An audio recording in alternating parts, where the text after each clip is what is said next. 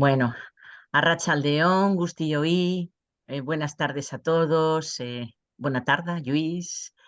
Eh, Estamos aquí esta tarde en un seminario realmente muy especial. Es dentro de, para todos los que os habéis apuntado a otros seminarios o que conocéis nuestras actividades, dentro de las actividades que hacemos, pues del orden de 5 o 6 al mes, en el Colegio Oficial de Biólogos de Euskadi, con la intención de formar, de continuar con la labor que llevamos los colegios de la formación continuada. En esta ocasión, la verdad es que no tengo palabras para agradecer a Lluís Montoliu que haya querido estar aquí con nosotros, porque no dejamos de ser un colegio autonómico, esto no es un foro estatal, aunque dada digamos, la difusión que hacemos, las redes sociales, el Consejo General de Colegios de Biólogos, realmente seguro que entre los que nos estáis escuchando hay gente de todo el Estado. Por lo tanto, bienvenidos. No quiero quitarle tiempo a Lluís, pero he redactado unas pequeñas cosas para que todos sepáis quién tenemos el honor de tener entre nosotros. Lluís Montoliu es biólogo, bueno, como no podía ser de otra manera en nuestro colegio. Es doctor en biología por la Universidad de Barcelona y actualmente es investigador del Consejo Superior de Investigaciones Científicas, del CSIC. Es miembro del comité de dirección del CIBERER, el Centro de Investigaciones Biomédicas de Enfermedades Raras, del Instituto de Salud Carlos III.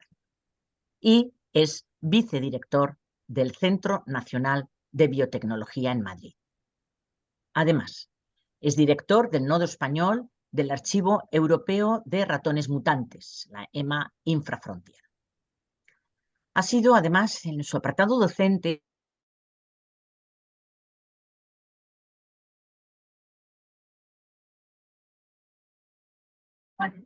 perdón, ¿me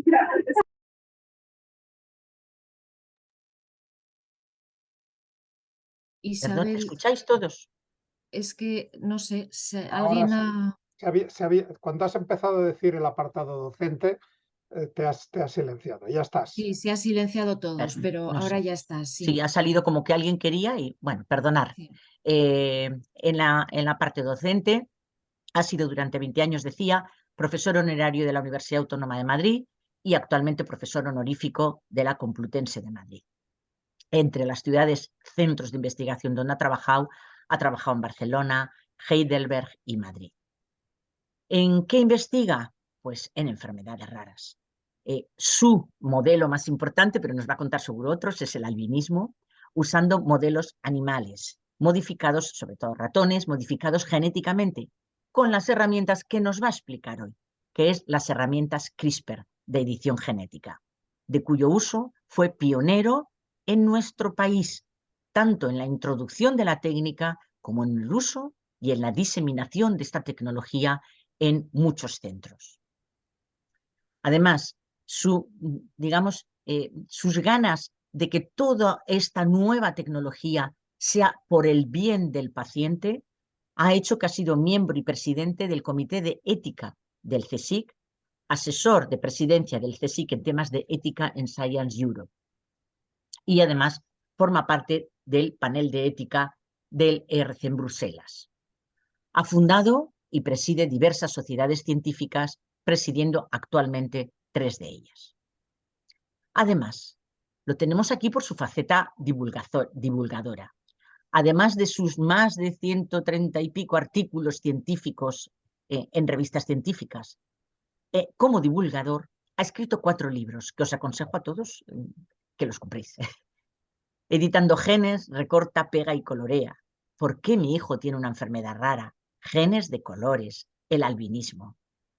Bueno, por todo ello que os voy a contar, ha recibido numerosos premios y de verdad es un honor tenerte aquí, Lluís. Yo no sé si Elena quieres añadir algo más. Elena, para los que estáis aquí inscritos, es nuestra presidenta de la Comisión de Educación y Divulgación y ha sido una de las instigadoras, la que quería que trajéramos a Lluís Montoliu, ella con toda su comisión. Si quieres añadir alguna cosita más. Bueno, pues nada, muchas gracias Isabel y muchas gracias Luis por estar aquí y por darnos un ratito de tu tiempo, que sabemos que estás ahí muy atareado. Yo os enseño los libros, bueno, no sé si se ven del derecho o del revés. Se ve, se ve, No se ve. tengo los 4, pero tengo 3. Tengo estos y desde Qué luego bien. lo que dice Isabel los recomiendo, vamos, encarecidamente. Bueno, Así que bueno. muchísimas gracias a las dos. Buenas tardes a todos y a todas. Gracias Isabel, gracias Elena, gracias al Colegio de Biólogos de Euskadi. Sin más dilación, vamos a empezar a hablar del tema que nos ocupa hoy. Yo lo que os quiero hablar es poneros al día de estas herramientas de las cuales pues oímos constantemente, no solamente en medios científicos, sino también en medios de comunicación. Y claro, estas cosas van tan rápido que uno se pregunta, pues, ¿dónde estamos hoy en día, no? Esto es lo que me propongo hacer esta tarde. Lo primero que quiero deciros, y esto os puede sorprender, es que vivimos momentos fascinantes. Tan fascinantes como que la humanidad ha sido capaz de enviar un robot a Marte, que está explorando Marte, que tiene un robot parejo que vuela, un pequeño helicóptero, ¿no? Sabéis cómo se llama este rover y este helicóptero, ¿no? Si no lo sabéis, os lo recuerdo, ¿no? El rover se llama Perseverancia y el helicóptero se llama Ingenio, que no ingenuidad. Ingenuity en inglés es ingenio. Perseverancia e ingenio, que son dos características muy importantes que habitualmente están asociadas a la investigación. Y esto me parece fascinante, que seamos capaces de enviar estos instrumentos, estos robots a Marte. Pero me parece igual de fascinante que en mayo del año pasado, en mayo de 2022, hayamos sido capaces de... Ingeniero, ¿sí a mí? Perdón, Hola, creo que tenéis que silenciar los micrófonos. dígame. A ver, por favor, si ponemos todos los micrófonos en silencio. Gracias. Bueno, os decía que me parece igual de fascinante que Alisa, que es una niña británica de 12 años que estaba condenada a morir porque tenía una leucemia linfoblástica aguda, intratable, resistente a quimio y a radioterapia, y que gracias a un tratamiento experimental con editores de base, que son las herramientas CRISPR, que veréis que son las que yo llamo de segunda generación, que aparecieron por vez primera en 2016, apenas 6 años después, ya permitieron que esta niña saliera adelante y superara esta leucemia. Ambas cosas me parecen fascinantes. Si nos preguntamos dónde estamos en la actualidad, os diré que a nivel de la investigación básica, a nivel de lo que podría ser la CRISPR, ya es una realidad. Es una rutina y la estamos utilizando en el laboratorio. Esto desde el año 2013 son múltiples los ratones que hemos ido generando y veréis algunos de ellos. Pero la pregunta que se hace la gente es hasta qué punto estos sistemas han llegado a la clínica, están llegando al hospital. Bueno, lo cierto es que hay más de 200 personas, casi 300 personas que ya han sido tratadas en diferentes ensayos clínicos que hay, que están en marcha en estos momentos. No hay ninguna de estas experiencias clínicas, ensayos clínicos, que haya sido aprobado todavía, y es posible que este año seamos capaces de aprobar la primera de estas pruebas, la primera de estas drogas o medicamentos que estará basado en CRISPR. Si alguien ahora aterrizara desde Júpiter y dijera, yo no he visto ni he leído nada de CRISPR, yo casi que le recomendaría que leyera esta revisión que publicó la investigadora Jennifer Doudna, que es una de las dos que recibieron el premio Nobel por proponer el uso de las CRISPR como herramientas de edición. Y ella hablaba de los 10 últimos años, porque sin duda, desde enero de 2013 es cuando aprendimos a utilizarlas. Y claro, nos vamos hasta mediados o casi al final, que estamos ya del 2023, son 10 años. Pero claro, yo cuando vi esta revisión se me quedaba corta porque estas dos investigadoras, sin duda, tanto Emmanuelle Charpentier como Jennifer Doudna, son las personas que tenemos que recordar, porque son las personas que en 2012 proponen que no demuestran, pero sí proponen que estas herramientas CRISPR pueden usarse como herramienta de edición genética. Y su propuesta, que la publican en un artículo seminal en junio de 2012 en la revista Science, es lo que les lleva 8 años después, en octubre de 2020, a ganar el Premio Nobel de Química. A mí me faltaban 20 y 30 años porque nunca nos tenemos que olvidar, y menos en nuestro país, de este conciudadano nuestro, Francisco Juan Martínez Mojica. Francis Mojica fue el que descubrió estos sistemas CRISPR, tanto en bacterias como también en arqueas, en procariotas. Fijaros, resaltando algunos de las fechas más indicadas, 2012, cuando Charpentier y Dunna son las que proponen estas herramientas CRISPR, 2013, cuando empiezan a utilizarse, 2023, la situación actual, pero fijaros, 2003, es decir, hace 20 años, es cuando Francis Mojica tiene su momento eureka y se percata que estos sistemas CRISPR son un sistema de defensa que van adquiriendo las bacterias para zafarse de las infecciones de los bacteriófagos que las infectan. Es tal la revolución de ese descubrimiento que casi nadie se lo cree y le cuesta más de 2 años acabar de publicarlo, y por eso lo publica en 2005, pero el descubrimiento se hace en verano de 2003. Pero 10 años antes, en 1993, había aparecido la primera publicación de Francis Mojica, en la cual describía estas repeticiones CRISPR, que es lo que son en el genoma de las bacterias. Él no fue el primero en percatarse de ellas. Había habido por lo menos otros 2 grupos en Japón y en Holanda, en Japón en particular en el año 1987, pero estos otros grupos habían, digamos, destacado la singularidad de estas repeticiones, pero no le habían echado cuentas. Francis es el que se percata de que esto es algo relevante y que necesita ser estudiado. Y gracias a su perseverancia y gracias a su ingenio, las palabras que determinan el rover y el helicóptero que están en Marte, gracias a ello, pues estamos hoy, pues 30 años después, hablando de estas tecnologías. En los 20 años que van desde el 93 al 2013, estos son mis 12 científicos y científicas que contribuyeron a que estos sistemas CRISPR se convirtieran en herramientas de edición genética, en particular, pues Charpentier y Dunna, que están en el centro, Francis Mojica, que es el primero de todos, y la última fila de 4 genetistas, los 4 viviendo en la misma ciudad, en Boston, en Estados Unidos, que son los que demostraron a partir de enero de 2013 el uso de estos sistemas CRISPR como herramientas. Tengo que añadir un 13º investigador, que es el que ha puesto todo patas arriba en los últimos años, desde 2016, con la segunda y después con la tercera, a partir de 2019, generación de herramientas CRISPR. Ya veréis que la contribución de David Liu ha sido fascinante.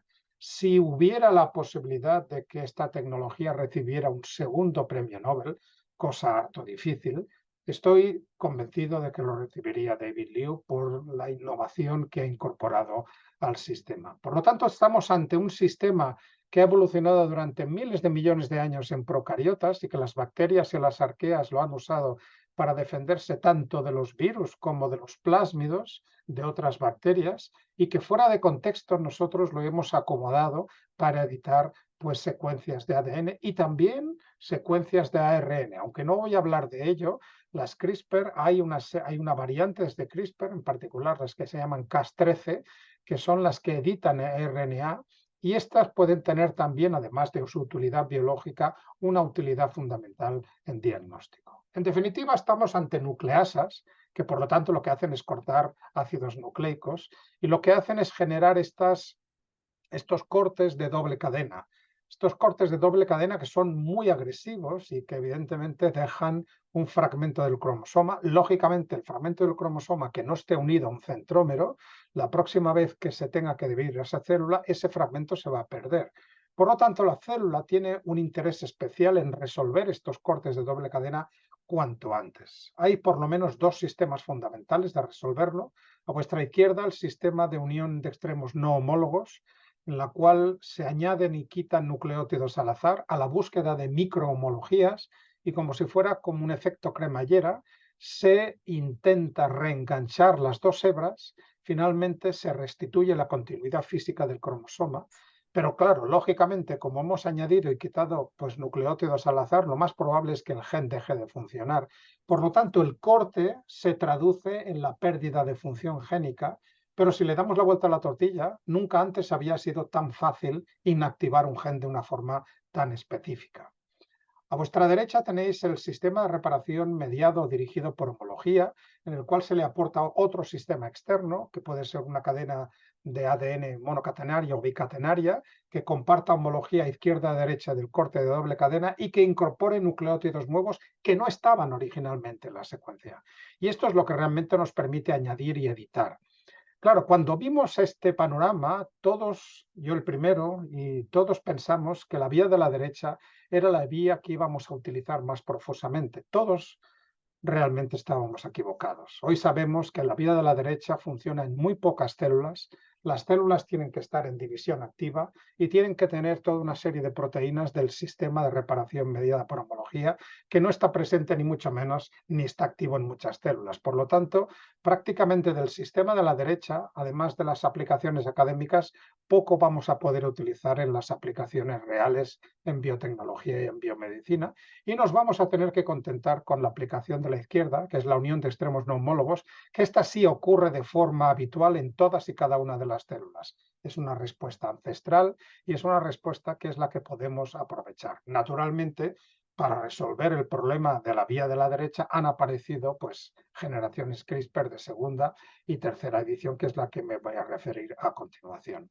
Lo que estáis viendo, espero, es una peliculita del MIT que es extraordinariamente ilustrativa, la molécula Cas nucleasa de color azul, guiada por un ARN de color rojo. Este ARN se aparea al gen Diana y lo que va a hacer con los dos dominios nucleasa es cortar una cadena de ADN y la otra cadena. Y una vez se ha hecho este corte de doble cadena, tenemos que resolver. Primera manera de resolverlo, pues quitando y añadiendo nucleótidos al azar hasta que se genere una homología que permite restituir esa continuidad. Eso es lo más habitual que va a ocurrir.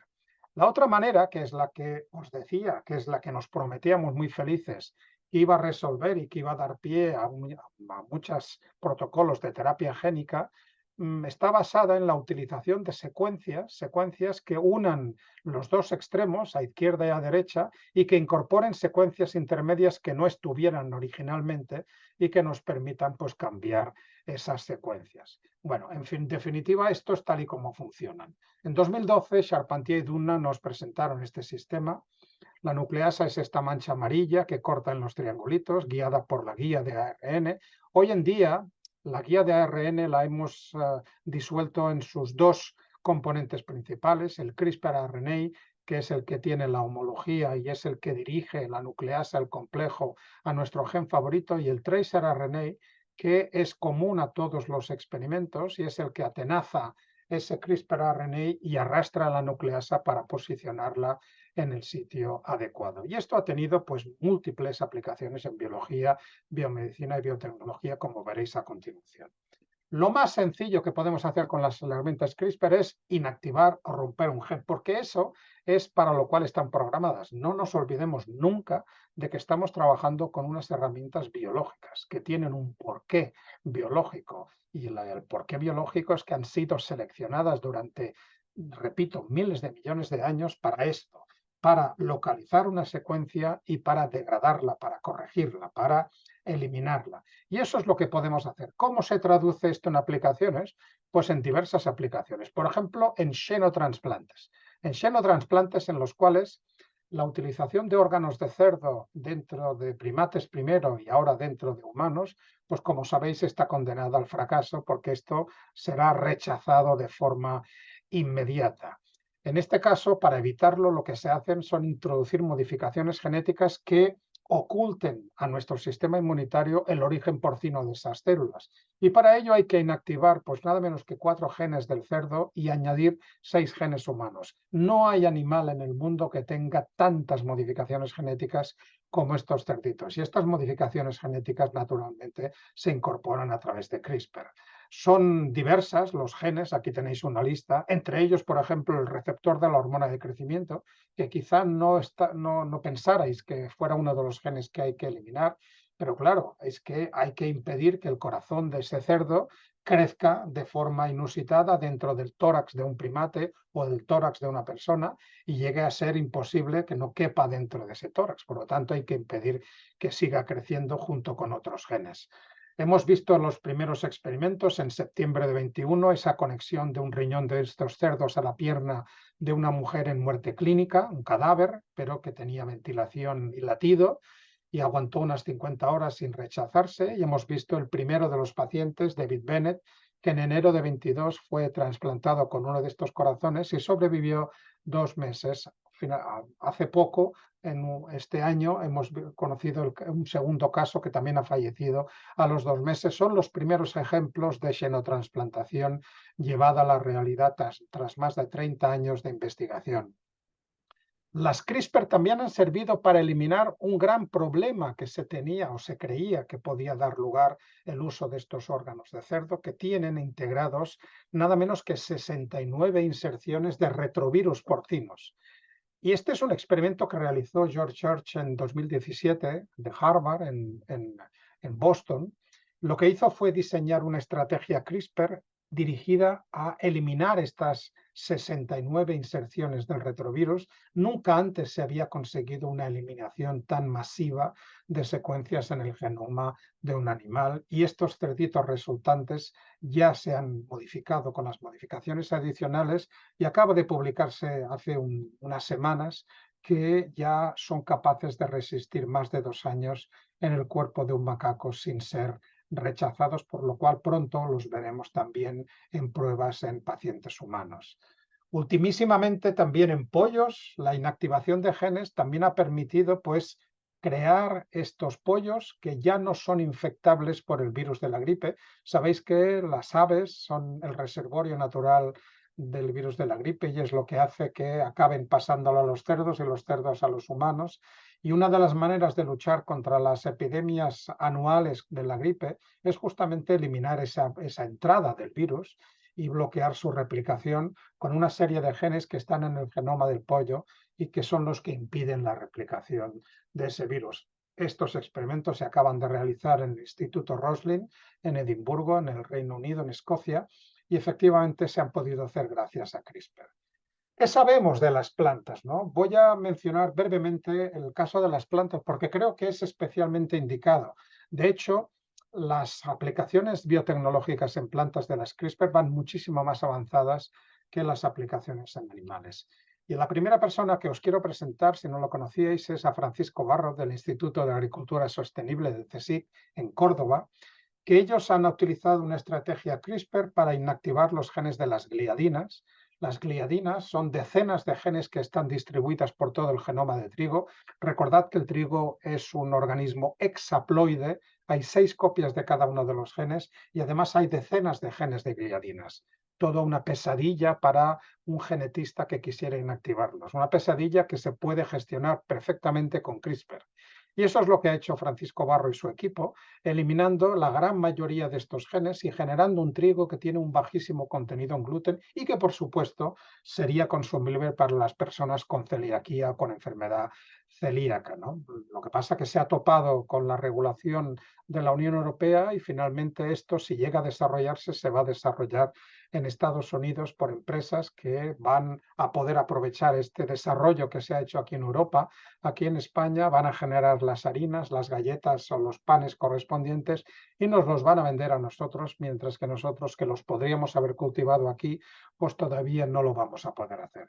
Tenemos una cierta esperanza, como veréis a continuación, pero en estos momentos este experimento no puede realizarse en Europa, lo cual es algo que nos debería hacer pensar, porque estamos perdiendo, creo yo, este tren de la innovación. Este trigo que está bajo en gluten es una de las señales, uno de los ejemplos más clásicos que tenemos de biotecnología de CRISPR en plantas. También en Japón se han inactivado genes que previenen la germinación prematura. Ahí en Asia son frecuentes los monzones, estas lluvias torrenciales, que si ocurren cuando está a punto de la cosecha, las espigas pueden humedecerse tanto que pueden empezar a germinar en la espiga, con lo cual se echa a perder la cosecha. Eliminando una serie de genes con CRISPR se impide que esto ocurra, por lo tanto estas espigas ya son resistentes a la lluvia. O por ejemplo en Estados Unidos la empresa Pioneer está mutando el gen WAXI de tal manera que incrementa el porcentaje de amilopectina en el grano de maíz. La amilopectina sabéis que es el componente principal de los adhesivos industriales. Por ejemplo, los papelitos amarillos estos que pegamos por todos los lados, eso es amilopectina. Por lo tanto, el maíz no solamente nos lo comemos, sino que también sirve para generar estos productos industriales que se pueden favorecer gracias a CRISPR. O, por ejemplo, este trabajo en China, en el cual la utilización de CRISPR retarda la maduración de los tomates y permite cosecharlos antes y permite que se echen a perder mucho más tarde, con lo cual se pueden transportar a mayores distancias. O el último de los ejemplos en plantas que os traigo de Japón, en el cual estos tomates tienen inactivado una enzima que está implicada en la síntesis de GABA, de tal manera que este neurotransmisor, que evidentemente también existe en las plantas, esta es una molécula de señalización.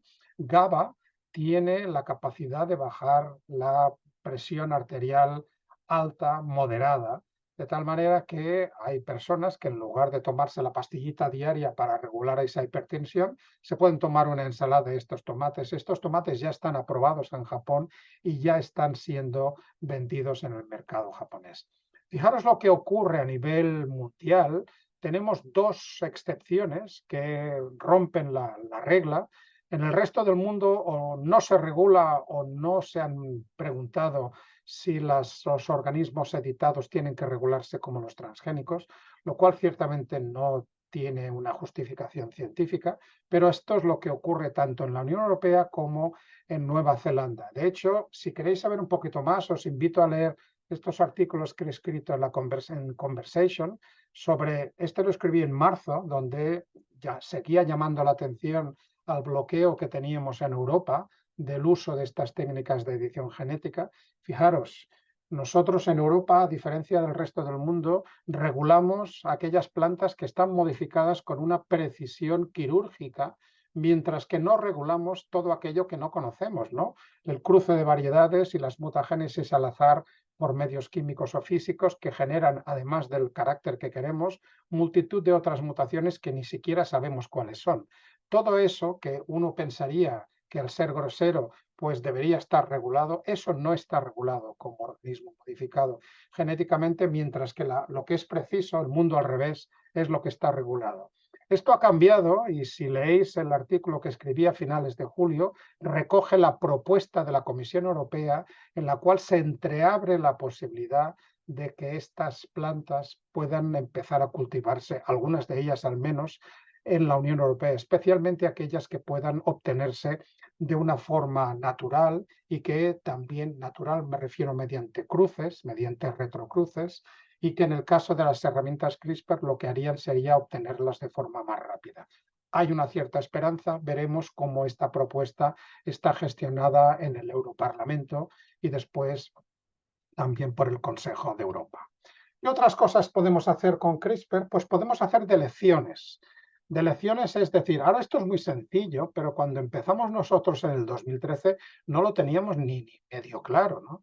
Claro, si en lugar de utilizar un complejo CRISPR montamos dos en cis quiere decir en la misma molécula del ADN, podemos fomentar que el sistema de reparación se equivoque y una los extremos externos, de tal manera que eliminemos lo que hay en medio. ¿Y esto para qué lo hemos usado? Para estudiar precisamente la enfermedad rara a la cual se refería Isabel en la presentación. Yo llevo más de 30 años trabajando en albinismo, en lo cual lo evidente no es lo que se ve, no es la falta de pigmentación, esto es una consecuencia. Lo evidente son los problemas visuales importantes que tienen, hipoplasia foveal, nistagmo, ese movimiento constante de los ojos, unas conexiones retina-cerebro anómalas, etc. Esta es una enfermedad relativamente poco frecuente, afecta a una de cada 17.000 personas nacidas y es genéticamente muy heterogénea. Hay 22 genes cuyas mutaciones dan lugar a otros tantos tipos de albinismo. Nosotros desde el Ciber de Enfermedades Raras hemos hecho, pues utilizando el trabajo de Gemma Garrido, hemos hecho una presentación, un intento de diagnóstico genético de muchas familias de albinismo que están en España y aquí veis algunos de los resultados. pero somos incapaces de diagnosticar el 34% de personas que no han podido ser diagnosticadas genéticamente, mientras que clínicamente obviamente son unas personas con albinismo. ¿Qué es lo que sucede? Pues probablemente lo que sucede es que las mutaciones no están donde buscamos, que es en el 2% del genoma, que es el espacio que ocupan los 20.000 genes que tenemos. Sabéis que la gran parte del genoma la tenemos, el 98%, está fundamentalmente formada por secuencias repetitivas, retrovirus, transposones, retrotransposones y sobre todo los interruptores génicos, las secuencias reguladoras, que si se mutan también pueden alterar la función génica. Por eso nosotros, aprovechando el uso de los modelos animales para acercarnos a los diversos tipos de albinismo, nos hemos preguntado si cortamos antes y después de una secuencia reguladora, podemos preguntarnos en el genoma del ratón cuál es la función de esta secuencia reguladora y si es relevante. Yo no creo que haya que ser demasiado experto para darse cuenta de que este ratoncito que está encima del que tiene el pigmento negruzco, el que está abajo es el que tiene la pigmentación tradicional, silvestre, y el que está arriba de color gris es uno al cual hemos eliminado una de estas secuencias reguladoras. El gen está intacto. Lo único que hemos eliminado con CRISPR es esta secuencia reguladora, que es la que acaba produciendo esta caída de la expresión. Por lo tanto, verbigracia, hemos comprobado que esa secuencia reguladora es relevante para la expresión de este gen, y esta secuencia reguladora, su homóloga presente en el genoma humano, es la que vamos a incorporar en nuestras búsquedas, en nuestros diagnósticos. Podemos hacer cosas mucho más sutiles, que además eran muy difíciles de acometer anteriormente. Por ejemplo, las mutaciones puntuales. Cortar en una zona del gen, darle al sistema un oligonucleótido con la mutación que queremos introducir y esperar que este oligonucleótido sea utilizado como molde y que se incorpore, con lo cual generamos un gen que deja de funcionar, pero no al azar, sino que deja de funcionar con la misma mutación que hemos diagnosticado en una persona. Esto es lo que hemos llamado nosotros los ratones avatar. Avatar refiriéndonos a estos seres azules de la película de James Cameron de 2009, la primera, la buena, la que digo yo que es la buena, la que tiene estos seres que están vinculados cada uno de ellos con una persona. Y esta es la metáfora que yo utilizo para diagnosticar a una persona y trasladar la mutación que acabo de descubrir al gen homólogo en el genoma del ratón. Aquí veréis unos cuantos ejemplos. Por ejemplo, esto es una persona con albinismo que tiene mutado el gen de la tirosinasa y este es su correspondiente ratón avatar. Este es otro chaval, un chico con otro tipo de albinismo, con una pigmentación intermedia, y esta pigmentación intermedia está aquí reflejada en este otro avatar. Este es un chico negro con albinismo de Camerún, que tiene otro tipo de albinismo típico en África. Fijaros en el color de pelo y fijaros en su correspondiente ratón avatar. Está mutado el mismo gen y de la misma forma, de tal manera que así somos capaces de generar. Y este es el último caso. Esta chica se llama Patty Bonet. La veis cada noche si estáis viendo la primera cadena de televisión española, después del telediario. Es la persona que nos dice los cupones de la ONCE que han resultado premiados. Patty tiene un tipo de albinismo distinto, a ella le falta una C dentro de la zona codificante, por lo tanto, a partir de ese punto cambia la lectura de los aminoácidos, de tal manera que la proteína que se produce es una proteína totalmente anómala. Y este es el ratoncito que es su correspondiente avatar. Con ellos, ¿qué hacemos? Pues validación de tratamientos, cosas que no deberíamos, ni podemos, ni son éticamente aceptables hacer directamente en pacientes. Podemos probarlo directamente en estos ratones que llevan las mismas mutaciones que tenemos nuestros pacientes, ¿no? Sean pequeñas moléculas o sean medicamentos reposicionados que en su día fueron diseñados para tratar una enfermedad y que pueden ser utilizados para tratar otra. Otras cosas que podemos hacer, podemos eliminar la capacidad de corte de la nucleasa Cas, que es la Cas9, la más habitual. Cas9 corta las dos hebras del ADN, estas dos X. Una nicasa cortará solamente una, y la D-Cas9, que D de inglés dead, muerta, quiere decir que no corta. ¿Y para qué puede servir una nucleasa que no corta? Bueno, una nucleasa puede no cortar, pero como la posicionamos en un sitio del genoma gracias a la molécula del ARN, sirve de lanzadera para llevar un módulo, en este caso, por ejemplo, de activación, y puede servir para reactivar un gen. Y estos son modificaciones ya no de genética, sino de la epigenética. No estamos tocando para nada la secuencia primaria del gen, sino que estamos alterando todas las proteínas que están a su alrededor y que permiten, en este caso, reactivar o, en el caso contrario, silenciar un gen. Y esto puede tener contenido terapéutico, tanto la reactivación como el silenciamiento de uno de estos genes. Naturalmente tenemos que conocer las limitaciones de estas herramientas. Estamos utilizando unas moléculas de ARN con 20 ribonucleótidos y estos 20 ribonucleótidos o algunos parecidos, quizá 18 de estos 20 o 17, pueden estar representados en otras partes del genoma y esto puede conllevar que inactivemos otros genes que no quisiéramos inactivar. Estos son los cortes fuera de diana, en inglés off target, que nos han preocupado durante años, pero que cada vez nos preocupan menos porque cada vez somos más capaces bioinformáticamente de diseñar guías que sean más específicas con nucleasas más específicas. Realmente el problema principal es el del mosaicismo. Este ratoncito debería haber sido uniformemente pigmentado porque estoy restaurando la mutación del gen de la tirosinasa, que es el que determina la pigmentación. Entonces, no lo es porque la restauración de forma correcta solamente ha ocurrido en algunas pocas células, no en todas. Yo he inyectado las herramientas CRISPR en un embrión de una célula, pero las herramientas no se han desvanecido. Han estado allí mientras el embrión se iba dividiendo 2, 4, 8. En una mórula de 8 células, cada célula tiene 2 alelos, 8 por 2, 16. Hay 16 maneras de corregir ese gen. Y como se corrige por la vía de la izquierda, la de la unión de extremos no homólogos, y se corrige al azar, pues podemos tener esta situación. Claro, esto en ratones no es un problema, porque yo pongo a cruzar ese ratón mosaico y en la siguiente generación tengo los ratones ya segregados, aquellos que son pigmentados de aquellos que no lo son. Si no estoy trabajando con genes de la pigmentación, voy a ver ese mosaicismo simplemente secuenciando y viendo cada una de estas líneas es un ratón distinto, con lo cual fijaros la gran cantidad de soluciones que aporta el CRISPR. Claro, esto desde el punto de vista académico puede ser interesante, pero desde el punto de vista clínico no. Claro, académicamente yo sé que todos los ratones que me nacen son mosaicos, son portadores de muchos alelos, alguno de ellos es el que me interesa y es el que pongo a cruzar y espero que en 1 o 2 generaciones se segreguen y quede la mutación limpia. Y ese es el que voy a analizar, pero esto yo no lo puedo trasladar a la clínica. Yo no puedo tratar a una persona y decirle, a usted no sé lo que le va a pasar, quizá alguno de sus hijos herede alguno de los alelos corregidos de este gen. No, evidentemente al que tenemos que tratar es a esa persona, no a su descendencia. Esto ha sido durante muchos años el talón de Aquiles de la primera generación de las herramientas CRISPR.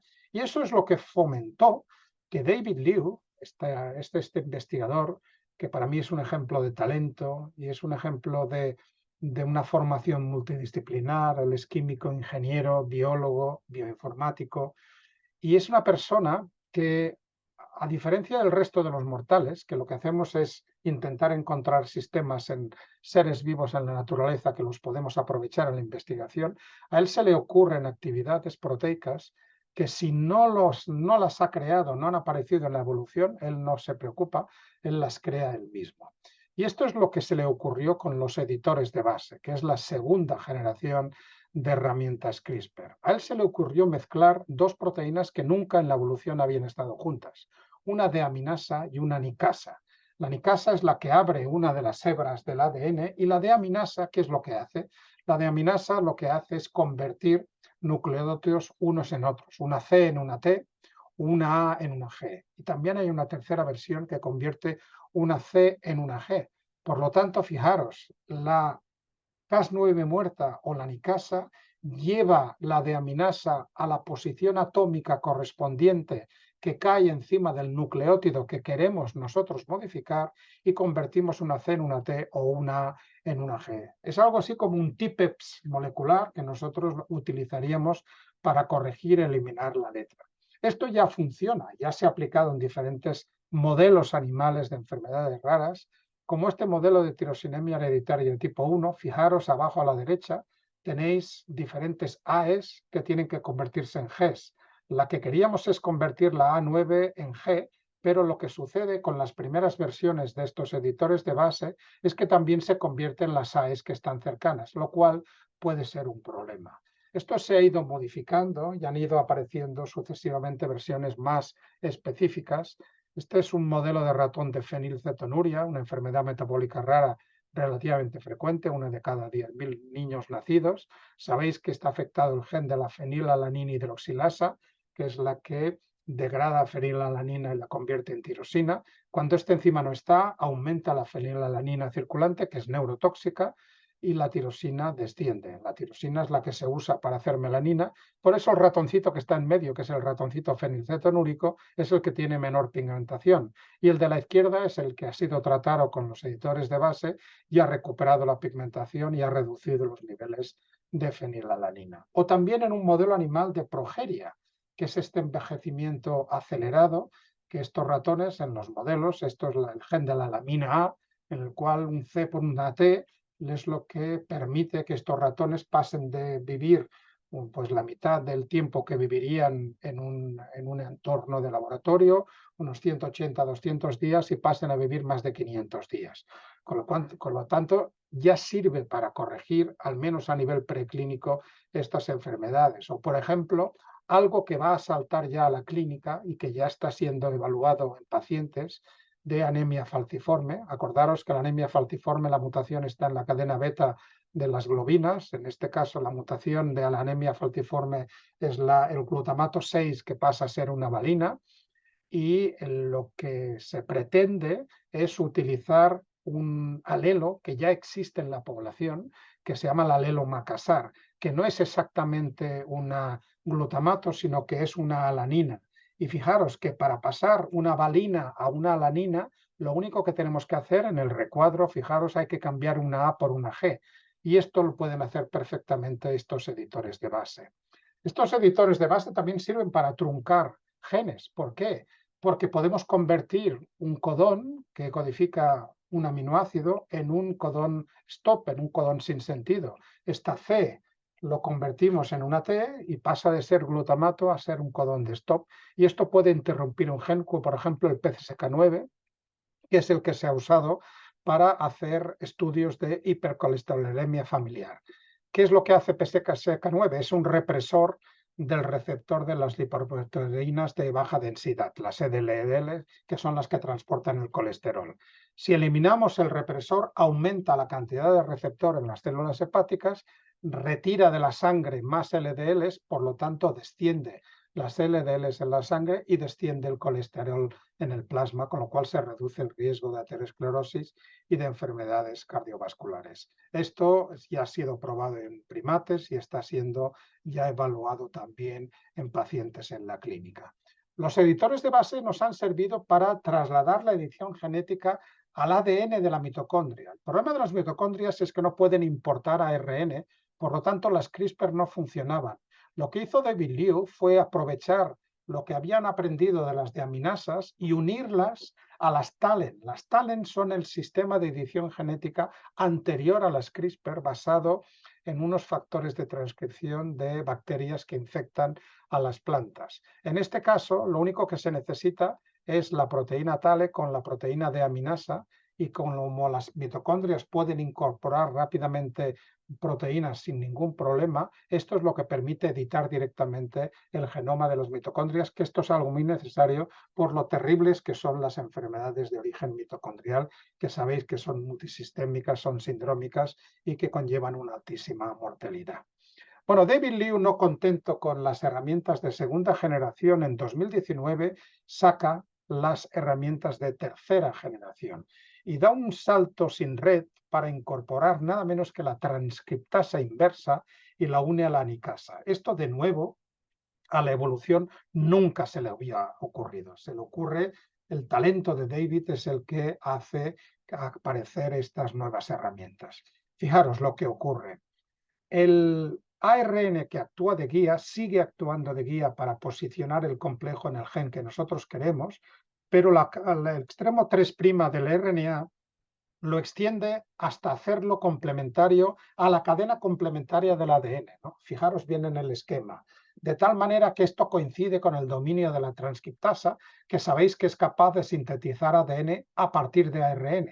Por lo tanto, podemos fijar la mutación en esa cola extendida del ARN y esa mutación va a ser copiada al ADN y va a ser incorporada.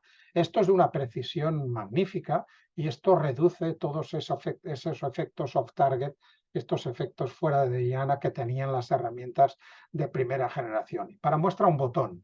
Aquí veis comparados una misma edición de un mismo gen, comparando la primera y la tercera generación. A la izquierda, la primera generación, un 56% de edición genética. A la derecha, la tercera generación, un 21%. Estos son el mismo orden de magnitud, pero lo que es distinto es el mosaicismo, la cantidad de alelos distintos que se generan enorme con la primera generación y la casi ausencia de mosaicos que aparecen con la tercera generación, lo que incrementa muchísimo la seguridad. Esto ya está siendo utilizado y esta diapositiva es quizá un poquito ya antigua y eso que tiene a menos de 2 años, para hacer tratamientos de fibrosis quística que sabéis que el gen afectado, el gen CTFR, el canal de cloro, la mutación más frecuente es la deleción de una fenilalanina en la posición 508. Pues bien, con las herramientas de calidad, las herramientas de tercera generación, el Prime Editing, pues lo que se puede es reintroducir este codón perdido. Y esto es lo que ya esté siendo evaluado directamente en pacientes. Y es posible que empiecen los ensayos clínicos a principios del año que viene. Por el momento lo que se está haciendo es validando estas aproximaciones en células madre inducibles, células pluripotentes inducibles que pueden ser diferenciadas en el laboratorio a organoides de pulmón, en las cuales se puede pues, validar pues, cómo estos canales de cloro recuperan su funcionalidad.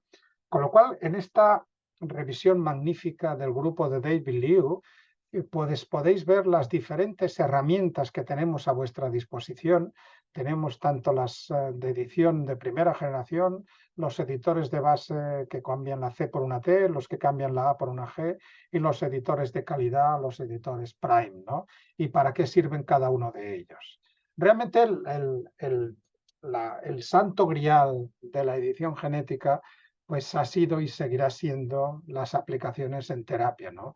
Yo os he explicado aplicaciones en biología, explicaciones en biotecnología.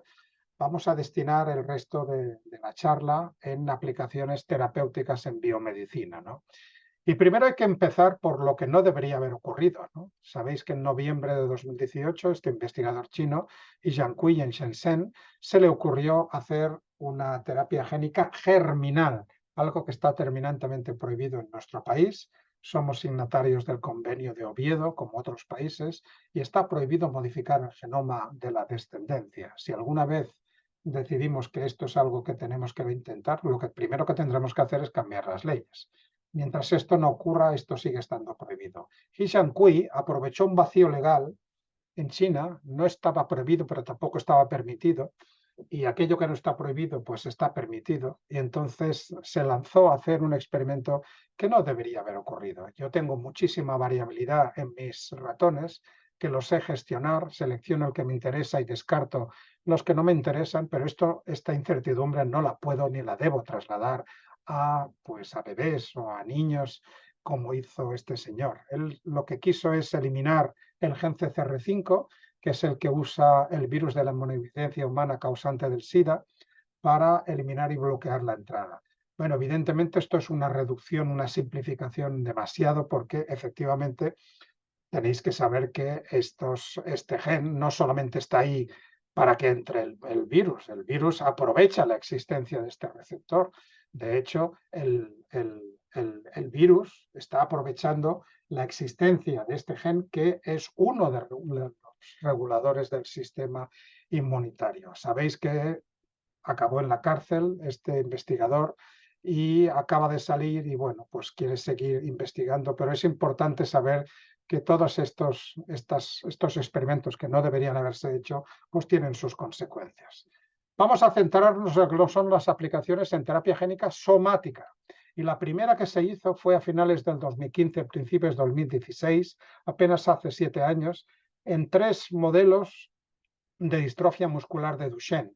3 modelos en ratón en los cuales se eliminó un exón patogénico de la distrofina, es uno de los genes más grandes que tenemos en nuestro genoma y también en el genoma del ratón, restaurando al menos en parte la función de la distrofina en un porcentaje limitado de fibras musculares. Se repitió 2 años más tarde en perros Beagle y se vio que se podía obtener corrección, pero que la variación era tremenda, entre un 3 y un 92. Y esto quiere decir entre un 0 y un 100. Esto quiere decir que a veces me sale y a veces no me sale. Por lo tanto, no creo que estuviéramos todavía en disposición de trasladarlo esto a pacientes. Sin embargo, hubo quien pensó que sí, y se lanzó esta terapia génica para un solo paciente. Esta es la empresa Cure Rare Disease, también del área de Boston, cuyo propietario, cuyo director CEO principal, tenía un hermano que tenía esta distrofia muscular de Duchenne.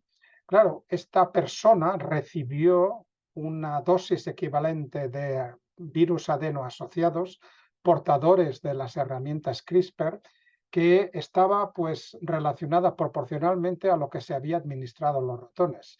Y fue una comprobación de que a veces las matemáticas no funcionan en biología. Esta persona recibió nada menos que 7 por 10 a la 15. 10 a la 15.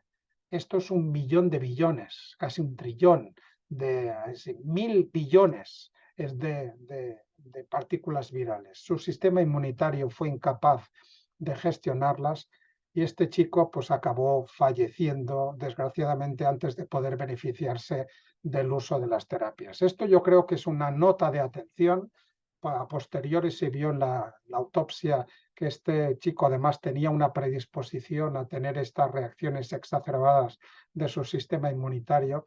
Pero esto a mí me sirve para una nota de cautela para estas terapias de un solo paciente, que cuando funcionan pues podemos estar felices, pero cuando no funcionan no sabemos por qué no han funcionado.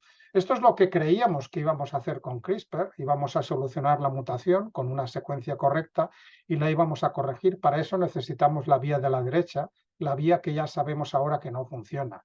Pero si no sabemos modificar la secuencia, lo que podemos hacer es eliminar el alelo que lleva la mutación, que es otra forma de también curar. Si no somos capaces de corregir la mutación, podemos eliminarla. Y esto es lo que está ocurriendo con casi 100, más de 90 ensayos clínicos que hay hoy en día en CRISPR, y la mayor parte de ellos son ex vivo, es decir, fuera del paciente, se le extraen células, se editan fuera del paciente en el laboratorio y luego se retornan al paciente. De hecho, esto es poco conocido, que las inmunoterapias del cáncer, en particular habréis oído hablar de las terapias CAR-T. CAR viene de Chimeric Antigen Receptor, receptor quimérico de antígeno, para pacientes de cánceres recalcitrantes, melanomas, sarcomas, mielomas, que ya no reaccionan ni a quimioterapia ni a radioterapia. Se les extraen linfocitos T. Estos linfocitos se tratan con CRISPR para eliminar el PD-1, que es un regulador negativo, para hacer que las células sean más agresivas, y se les elimina el receptor de células T, y antes de devolverlas al paciente se les introduce mediante el antivirus un receptor quimérico que es el que va a luchar contra las células cancerosas. No funciona en todos los pacientes, pero sí que funciona en bastantes de los pacientes, y esto es una verdadera revolución en el tratamiento del cáncer. Sabed que los reguladores negativos PD-1 y CTLA4 fueron descubiertos por Tasuku Honjo y James Allison, que recibieron el Premio Nobel de Medicina en 2018, hace apenas muy pocos años, pero casi que nos hemos olvidado de ellos. Alisa fue una de las que recibió esta terapia CAR-T, y ella tuvo la particularidad de ser la primera en la cual se inactivaron los genes, no con las herramientas CRISPR de primera generación, que podían tener ese riesgo de mutar otros genes, sino con las herramientas de segunda generación, con las herramientas de editores de base. De hecho, es la primera de muchos niños que van a ser tratados con la misma tecnología. Otro éxito que ha tenido lugar recientemente es el tratamiento de la anemia falciforme y la beta-talasemia, también utilizando CRISPR. En este caso, a partir de la investigación básica, dándose cuenta que cuando estamos desarrollándonos como feto, la beta-globina no existe, sino que está representada por la gamma-globina, cuyo gen se apaga al nacer. Se apaga porque un represor que se llama BCL11A se sienta encima del promotor del gen gamma e impide su transcripción. A Stuart Orkin, en el Hospital Pediátrico de Boston, se le ocurrió hace años, viendo algunos pacientes, porque esto existía ya en la población en general, que la disminución o la eliminación de este gen lo que permitía era eliminar esa represión y reactivar el gen gamma. Y esto es lo que hicieron para sustituir la beta mutada por gamma. Esta es la primera paciente que ha sido tratada con CRISPR con éxito, es Victoria Gray. Se trató en 2019, se publicaron los resultados a final del 20 y fijaros que las barras verdes, que quiere decir la beta globina, son sustituidas por las barras azules, que es la gamma globina. Yo conocí a Victoria Gray en marzo en el meeting de Londres, en el tercer cumbre internacional de edición genética en humanos. Y a pesar de que estaba contenta y estaba feliz, en lo que tenía era, no sé qué está ocurriendo, alguien está moviendo el ratón. En cualquier caso, Victoria Gray lo que tenía era un semblante triste, porque ella conoció, y conocimos todos, que esta terapia, que probablemente va a ser la primera que se va a poner a disposición de los enfermos, esta terapia va a salir a un precio de mercado de 3 millones de euros por paciente. Claro, pensando que hay 350.000 pacientes al año que nacen con anemia falciforme, 300.000 de ellos solo en África, os podéis imaginar cuántos de ellos van a poder recibir esta terapia. Pues realmente no demasiados, ¿no? Yo creo que ahora tenemos un problema de accesibilidad económica. Hay que hacer compatible la legitimidad que tienen las empresas farmacéuticas que necesitamos para poder producir estos medicamentos, la legitimidad que tienen para poder resarcirse de la inversión realizada, pero esto tiene que ser compatible con precios que sean racionales y que puedan ser asumidos por el Sistema Nacional de Salud. Y en esas estamos, que no solamente tenemos a veces limitaciones técnicas o científicas, sino, como veis, limitaciones que son de tipo económico. Fijaros que en junio de este año coincidieron nada menos que 4 terapias en fase de ensayos clínicos contra la anemia falciforme usando diferentes versiones de los sistemas CRISPR. También esto se ha utilizado para una degeneración de la retina, que es la orosis congénita de Leber de tipo 10, el gen CEP290, que tiene unas señales crípticas en uno de los centrones que hacen que el gen se procese inadecuadamente. Esto se ha hecho con un tratamiento unilateral, un ojo de estas personas, y en este caso no ha salido muy bien el experimento. Son muy pocos los que han mejorado de alguna manera la visión. Esta es una de ellas, Carleen Knight, de los que se han tratado pues apenas 2 o 3 pacientes, y no sabemos por qué en unos casos ha funcionado muy bien y en otros casos no ha funcionado del todo bien. Todo lo que os he contado hasta ahora ha llegado a las personas vehiculado dentro de estos virus adenoasociados que permiten un cargo de hasta 4 kilobases de información genética. Pero esto es en apariencia beneficioso porque hay diferentes serotipos que los podemos dirigir a células musculares, células neuronales, células de la retina, a células del hígado, etcétera. Pues puede ser una limitación. Otra empresa, en este caso vinculada a Jennifer Doudna, lo que ha utilizado son estas nanopartículas lipídicas, estas gotitas de grasa, que lo que hacen es incorporar los 2 ARNs, el ARN que codifica para la nucleasa y el ARN que codifica para la guía. En este caso, para el tratamiento de una enfermedad rara, es la amiloidosis congénita por transtiretina, que progresa con la expresión anómala de un gen TTR que es tóxica en neuronas y en células musculares y lleva a la muerte.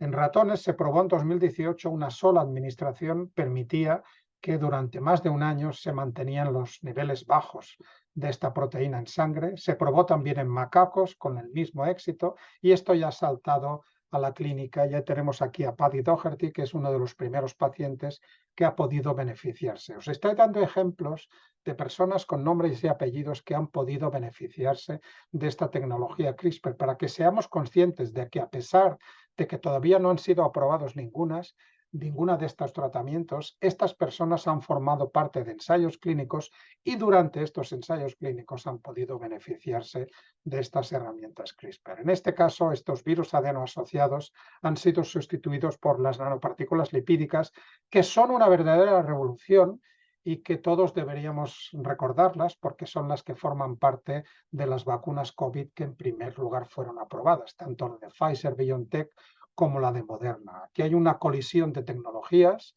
lo que permitió encapsular el RNA del gen S de la espícula del coronavirus, también permite encapsular RNAs de las herramientas CRISPR, con lo cual lo que aprendimos con la vacunación masiva mundial contra la COVID también lo podemos aprovechar para vehicular las herramientas CRISPR. Por lo tanto, hoy en día, que tenemos más de 200 pacientes ya tratados con CRISPR, si lo que queremos es inactivar genes, las herramientas de primera generación o los editores de base son lo que debemos de utilizar. Si lo que queremos es corregir genes, es decir, sustituir secuencias, las de la primera generación no nos van a servir porque generan mucho mosaicismo. En cambio, los editores de bases y quizá la tercera generación de editores de calidad son los que nos van a permitir pues, utilizar estos cambios, ¿no? Y si lo que queremos es insertar o eliminar bases, es decir, inserciones o deleciones, deberemos utilizar los editores de calidad, que estos son los que vamos a empezar a saltar en los ensayos clínicos a partir de enero del año que viene. Es una colisión de tecnologías en las cuales coinciden tanto virus adenoasociados como ARN mensajeros como nanopartículas. Me quedan, según aunque estamos sobre la hora, teniendo en cuenta la presentación de Isabel, me quedan, según mi reloj, unos 5 o 10 minutos y si no os importa, os voy a dar una pincelada de lo que estamos haciendo últimamente en el laboratorio, que creo que puede ser de interesante, ¿no? Muy rápidamente. Este es Matt Porteous, que fue el primero que se percató que las proteínas Cas9 que estamos utilizando de los sistemas CRISPR derivan de bacterias que son patogénicas para nosotros. Streptococcus pyogenes causa otitis y laringitis, y Staphylococcus aureus es el que causa las infecciones hospitalarias que son gravísimas en personas que están inmunodeprimidas. Él se preguntó, si están ahí, es probable que ya tengamos anticuerpos contra estas bacterias, incluyendo anticuerpos contra las Cas9. Y esto serían malas noticias. Si tenemos anticuerpos contra esas proteínas, no las vamos a poder utilizar como método terapéutico. Y efectivamente esto es lo que comprobó. Teníamos anticuerpos a niveles muy importantes, ¿no? Por lo tanto, necesitamos sistemas CRISPR de bacterias que tengan nula o muy poca relación con los seres humanos. Afortunadamente hay centenares de miles, si no millones de especies de bacterias y de arqueas por analizar y por caracterizar que son portadoras de sistemas CRISPR-Cas. Y lo que ha hecho la gente es desplazarse a los sitios más recónditos del mundo, ¿no? Del desierto de Atacama, a la Antártida, a la fosa de las Marianas, a Yellowstone, a las lagunas estas calientes de Yellowstone, de donde salió la Taq polimerasa, ¿no? Entonces, claro, en estos sitios, en ambientes inhóspitos, son ambientes donde hay bacterias que nunca han tenido pues, esa interacción con seres humanos. Y esto pues está dando sus réditos. Nosotros también hicimos lo propio con Francis Mojica, lo que pasa que no tenemos tanto dinero para irnos a la Antártida y nos contentamos con irnos cerca de donde vive Francis, en la laguna del Hondo, que está en Elche. Y esto es una prueba de que incluso en el geranio que tenemos en el balcón de casa podemos encontrar bacterias con sistemas CRISPR sorprendentes. Y lo que encontramos fue una proteína Cas9-EH del Hondo, que es más pequeña de las actuales, por lo tanto más útil, está relacionada evolutivamente. Le caracterizamos cuáles eran las secuencias de reconocimiento y la probamos en células en cultivo y vimos que funcionaba, con lo cual ahí tenemos nuestra pequeña aportación española a los nuevos sistemas CRISPR-Cas, en este caso con una proteína CRISPR de Elche. Lo que nos preguntamos es, si somos capaces de buscar sistemas CRISPR en el espacio, es decir, en diferentes localizaciones geográficas, ¿por qué no buscarlas también en el tiempo, ¿no?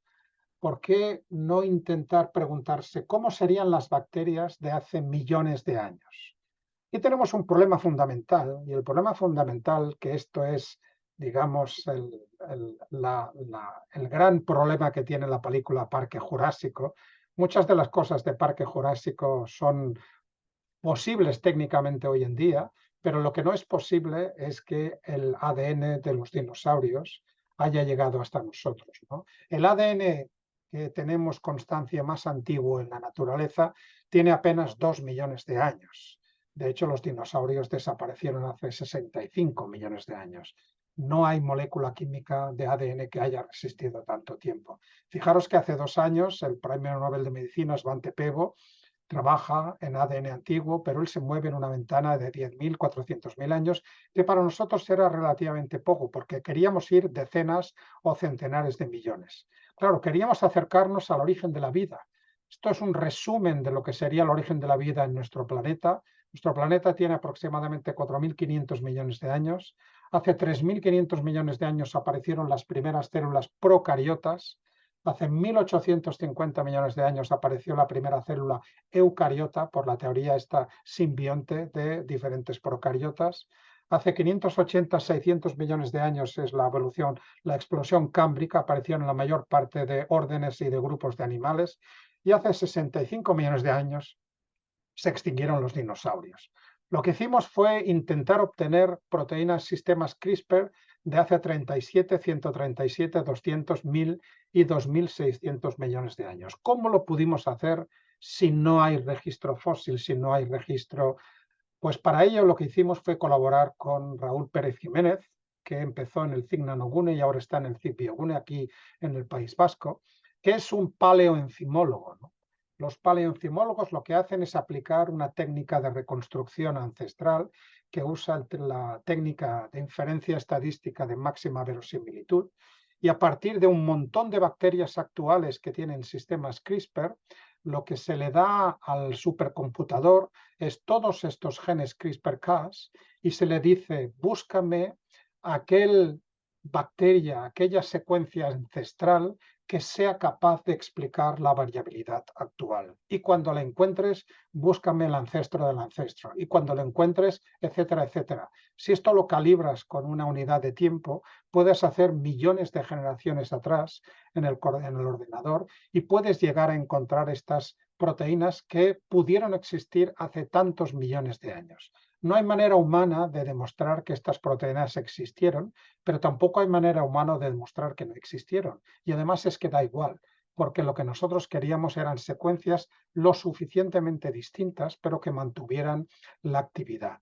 Y eso es lo que comprobamos. Fijaros, en la gráfica de la derecha, en rojo, es la proteína Cas9 de referencia que tenemos actualmente. En púrpura tenemos al 60% las proteínas de hace 37 millones de años, en naranja al 80%, 137 millones de años, en amarillo al 40% las de 200 millones de años y en verde, lo cual es sorprendente, proteínas de hace 1.000 millones de años que siguen funcionando al 40% de las que tenemos hoy en día. La más antigua pues, es la que fuimos incapaces de encontrar actividad de edición genética. Esto lo publicamos al principio de este año y esto pues estuvimos muy contentos porque esto fue una colaboración entre muchos laboratorios que fue liderada por Raúl Pérez Jiménez, aquí estamos con Francis y conmigo. Y este es un ejemplo que yo, si me están escuchando alguien que se dedique al mundo de la investigación, no conseguimos que ninguna agencia, ni ninguna fundación, ni ningún sistema gubernamental nos financiara este experimento porque lo consideraron demasiado arriesgado. Frecuentemente nos piden experimentos arriesgados para encontrar, para obtener mayor ganancia, pero decían, sí, queremos riesgo, pero no tanto riesgo. Querían que les resucitáramos una proteína para poder financiar el proyecto, pero les decimos nosotros, si resucitamos una proteína, ya hemos hecho el proyecto. Vosotros os tenéis que creer que esto es posible. Finalmente, vuelvo como empecé, vuelvo al rover que está en Marte, perseverancia e ingenio, y nos armamos de valor y con los dineros que nos sobraban de otros proyectos tiramos adelante y al final pues tuvimos éxito. Con lo cual, cuando uno cree en una idea, pues hay que seguir adelante con ella, con independencia de los apoyos que uno pueda recabar. Y con esto voy a acabar pues dando las gracias a mi equipo y a las diferentes instituciones que nos dan dinero para trabajar. No me quiero olvidar de la Asociación de Pacientes, Personas con Albinismo, con quienes colaboramos y que son una parte fundamental de nuestro trabajo. Como sé que hay muchos profesores en la audiencia, pues os invito a que visitéis esta página, es la CRISPRpedia, es como la Wikipedia de CRISPR, y ahí tenéis multitud de imágenes y esquemas que para la clase os van a ir muy bien.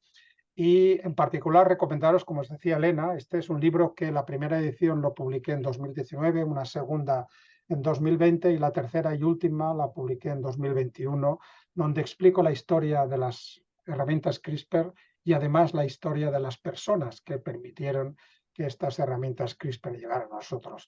Y una novedad es que este año acaba de ser publicada la versión en euskera de este mismo libro gracias a la iniciativa de una profesora de la Universidad del País Vasco, Leire Escajedo, que nos pidió la posibilidad de hacerlo y dijimos que sí. Y para nuestra sorpresa y alegría, pues esto acaba de ser publicado y lo tenéis a vuestra disposición. Y muchísimas gracias por vuestra atención. Y acabo pues con 2 minutos sobre la hora, con lo cual si tenéis algún tipo de pregunta o comentario, estaré encantado de responderoslo. Voy a dejar de compartir.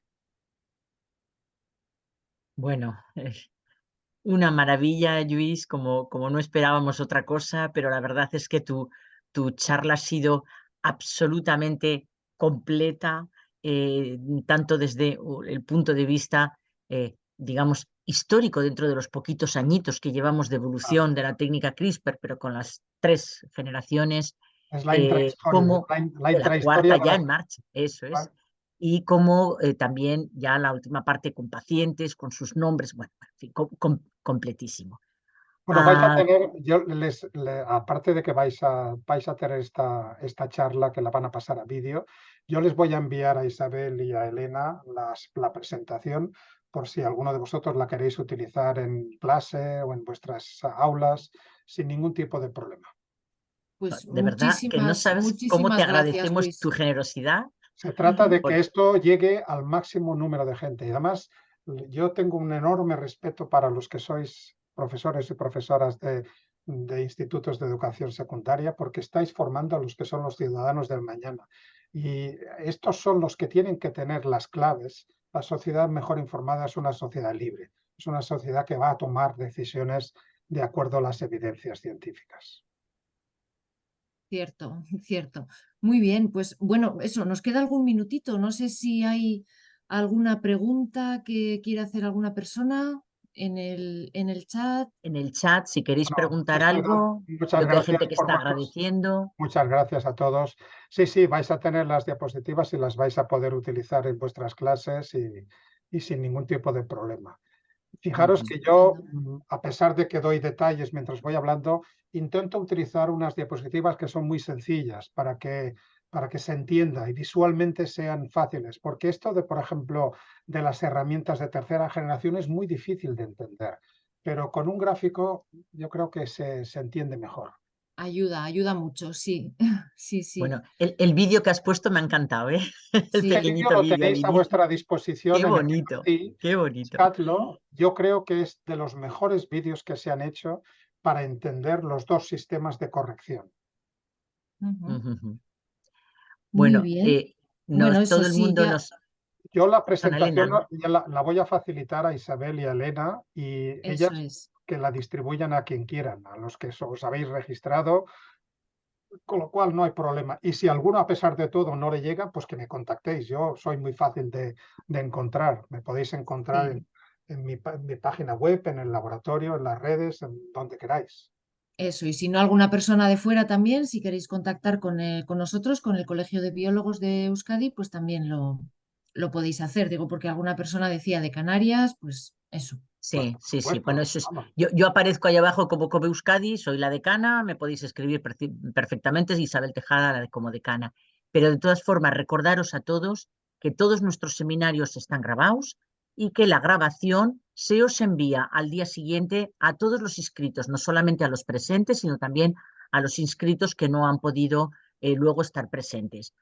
Por lo tanto, la Pregunta, grabación se os invita. Además, se cuelga en un canal de YouTube que tenemos, con el permiso que ya nos ha dado Luis para este caso, que de cada ponente, en este caso de Luis, y además, como va a mandar la presentación a este profesor de Canarias que ha dicho que la quiere, pues también os os la podemos, Digo que se la mandaremos. hay un estudiante que dice si se pueden hacer prácticas relacionadas. Claro que se pueden hacer prácticas. Lo que pasa que hay muchos laboratorios ya en España que utilizan edición genética. De hecho, yo suelo decir que solamente hay dos tipos de laboratorios, los que usamos CRISPR y los que van a usar CRISPR, porque no hay salida. De hecho, CRISPR es una herramienta tan versátil que hay multitud de aplicaciones. Por lo tanto, simplemente revisando publicaciones recientes verás que hay muchos grupos de investigación que utilizan CRISPR, no solamente el nuestro. Nosotros simplemente pues nos tocó ser los primeros porque a veces uno está en el sitio correcto en el momento adecuado, ¿no?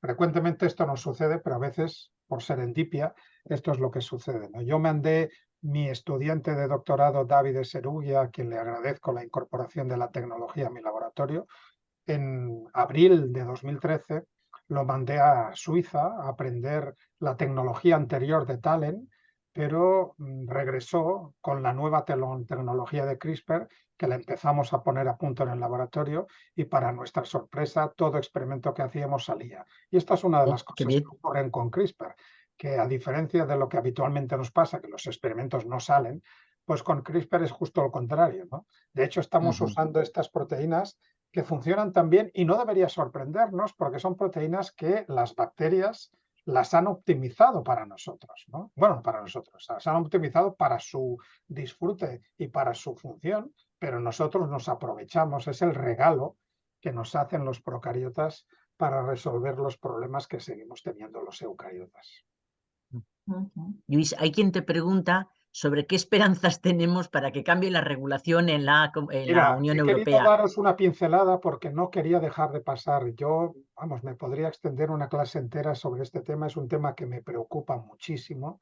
Es un tema que bordea la ética, pero también bordea la comunicación, bordea grupos de presión y cómo se ha llevado esto al Europarlamento, ¿no? Yo solamente os diré una cosa. En junio del año que viene votamos el Europarlamento. Y uno se pregunta a veces, ¿y para qué sirve el Europarlamento? Bueno, sirve para promulgar este tipo de leyes, leyes que luego se aplican en todo el territorio de la Unión Europea. En estos momentos hay una sentencia del 2018 que es la que supuso un jarro de agua fría para todo el sector, que equiparó a los organismos editados genéticamente con los organismos modificados genéticamente, los llamados transgénicos, lo cual es una barbaridad desde el punto de vista científico. Los transgénicos incorporan de nuevo un fragmento, un gen en un organismo, mientras que una edición genética se trata de sustituir o de cambiar una letra y además frecuentemente por letras que ya existen en otras variedades en la naturaleza y que mediante cruces con muchísimas generaciones podrías llegar a transferirlas de una variedad a otra. Simplemente que con las CRISPR lo puedes hacer en una o dos generaciones y de forma mucho más precisa. Bueno, fue tal el debate y el ruido ensordecedor de todas las asociaciones científicas que nos opusimos a esa sentencia del Alto Tribunal Europeo que pues ha habido una serie de posicionamientos y el último fue en julio de este año. La Comisión Europea ha sido sensible a todas nuestras reclamaciones. Habéis visto el mapa mundi, somos una singularidad junto con Nueva Zelanda y cuando resulta que todos los coches van en dirección contraria, te tienes que preguntar si eres tú el que vas en dirección contraria, ¿no? Pues efectivamente esto es lo que nos pasa en Europa, ¿no?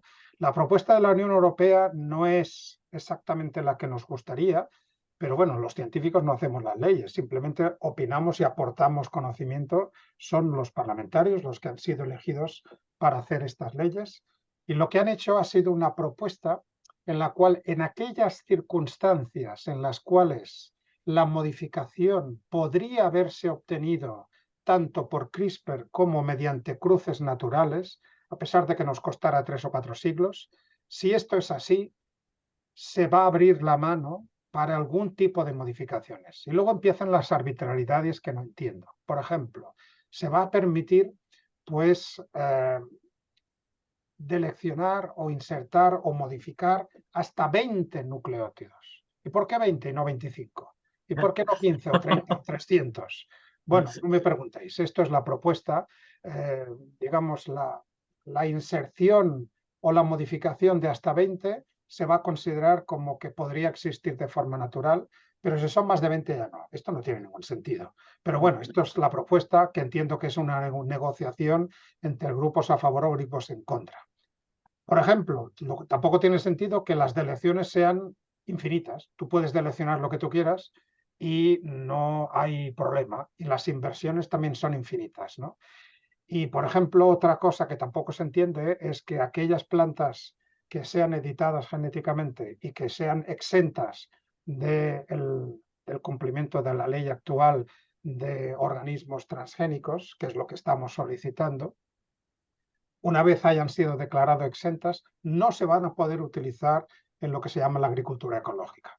No tiene sentido. Si has decidido que son equivalentes a las naturales, ¿por qué les pones una limitación? De nuevo, yo creo que son producto de negociaciones entre diferentes grupos y veremos en qué acaba. Esto está a nivel de propuesta. Pensad que esta propuesta de la Comisión, que es el Ejecutivo, tiene que pasar por el Legislativo, tiene que pasar por el Europarlamento y luego tiene que pasar por el Consejo de Europa, con lo cual es posible que todavía se modifique más. Si queréis una digestión de todo esto que ha ocurrido, que es bastante complejo porque ha habido un montón de posicionamientos, os invito a que veáis estos 2 artículos que tengo escritos yo en The Conversation, donde de una forma resumida, pues tenéis ahí todos los enlaces, con lo cual os podéis hacer vosotros vuestra composición de lugar. ¿Y en qué medida, Lluís, tú, por ejemplo, Francis, es decir, los españoles aquí, realmente líderes de este tema, tenéis una forma de llegar a nuestros dirigentes, al menos los Pues, dirigentes españoles que están en Europa, para que lleven las cosas de una forma racional? pues mira, yo tengo la misma posibilidad que tú y que cualquiera de los que estáis aquí. Somos ciudadanos europeos. Tenemos nuestros representantes en el Europarlamento y tienen sus correos electrónicos abiertos, podemos escribirles, podemos argumentarles y esto es lo que hemos hecho. De hecho, esta semana pasada ha acabado el plazo para que se abrió a esta propuesta de la Comisión Europea para que cualquiera mandara sus comentarios, tanto a favor como en contra. Por lo tanto, a veces nos preguntamos qué podemos hacer como ciudadanos de a pie, pues es eso lo que podemos hacer, expresar y argumentar con educación, pues argumentar pues por qué una cosa nos parece bien o por qué una cosa nos parece mal. Y la comisión es la que va a recibir todos estos comentarios y va a obrar en consecuencia y va a acomodar o no pues estas propuestas legales, ¿no? Lo que sí hacemos los investigadores es, si formamos parte de asociaciones, yo por ejemplo fundé en 2018 una asociación que se llama ARISH, que lo que promueve es el uso responsable de las técnicas de edición genética. A mí me interesa que estas herramientas que tanto bien pueden hacer en la humanidad no se utilicen inadecuadamente. Yo creo que sería un gran error que se cometiéramos, pues como ya ha sucedido con este investigador chino, este uso inadecuado de estas tecnologías, ¿no? Lo que tenemos que hacer es promover pues, el beneficio tanto en salud como en biotecnología, ¿no? Y esto es lo que podemos hacer, pues aupar, generar asociaciones que ahora sí pueden tener un mayor ascendente a la hora de dirigirse a nuestras autoridades para intentar pues inclinar pues una ley hacia un lado o hacia otro según pensemos. Bueno, yo creo que no te robamos más tiempo, Lluís. La verdad es que, bueno, como te he dicho antes, no tengo palabras para tenerte entre nosotros. Ha sido todo Un placer fantástico. estar con vosotros y siempre compartir esto. Y además me quedo muy satisfecho porque sé que muchos de los que me estáis escuchando, pues sois profesionales, sois biólogos y algunos de vosotros también sois profesores y sé que esto lo vais a llevar al aula, con lo cual sois amplificadores de este conocimiento y esto a mí me parece que es lo mejor que nos puede pasar en estos momentos. Llevar al aula los últimos conocimientos para que los chicos, nuestras chicas, los ciudadanos del mañana sean conscientes de lo que está ocurriendo, esta pequeña revolución. No, a través, digamos, de de todos los conectados, que conozco unos cuantos y te puedo asegurar que además de profesores ha habido genetistas, Claro. biólogos, investigadores, es decir, que realmente, bueno, has llegado a lo más variado que tenemos de Muy bien, los estupendo. biólogos, Pues gracias y a además hay vosotros gente de por todo el el estado, he visto gente de Canarias, de Valencia, de Madrid, Efectivamente, sí, bueno, sí, sí, yo creo claro. que Muy bien. muy contentos, un gran placer, Luis. Bueno, ¿Quieres Un honor, añadir algo, Luis, Elena? un honor que hayas accedido y que nos hayas contado todas esas cosas y agradecidos Muchas enormemente. gracias. Ya me tenéis al corriente y me mandáis los enlaces que me gustará verlos cuando los colguéis. Vale, de acuerdo. Por supuesto. Ujú. Un abrazo muy Luis, fuerte un Un fuerte abrazo abrazo y y a muchas todos gracias y a a todos todas. por asistir. gracias a todos y a todas por estar aquí. Y bueno, pues es que ricasco, guztioi. Es que ricasco a todos también. Hasta la próxima. Ajo. Agur a todos.